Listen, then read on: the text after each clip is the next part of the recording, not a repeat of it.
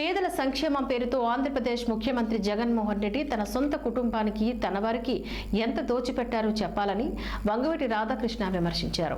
అనకాపల్లి జిల్లా నర్సీపట్నంలో జరిగిన యువశక్తి కార్యక్రమంలో వంగవీటి రాధా ప్రసంగించారు. అభివృద్ధి కోసం ఎన్డీఏ కూటమికి ఓట్లు వేసి గెలిపించాలని రాధా యువతకు విజ్ఞప్తి చేశారు. పేదల సంక్షేమం కోసం బటన్ నొక్కారంటున్నారు.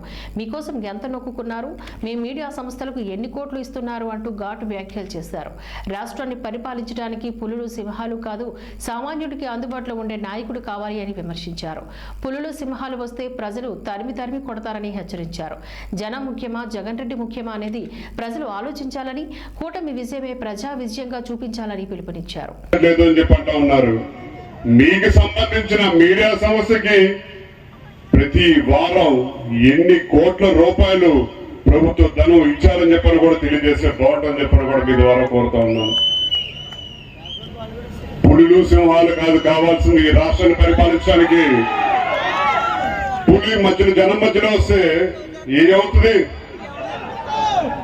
ముందు ప్రజలు భయపడతారు, ఇళ్లలో దాక్కుంటారు, తర్వాత చైతన్యం వస్తుంది. ముందు ఒకళ్ళు వస్తారు, తర్వాత 10 మంది వస్తారు, తర్వాత ప్రజలందరూ రోడ్డెక్కి తరిమి కొడతారు.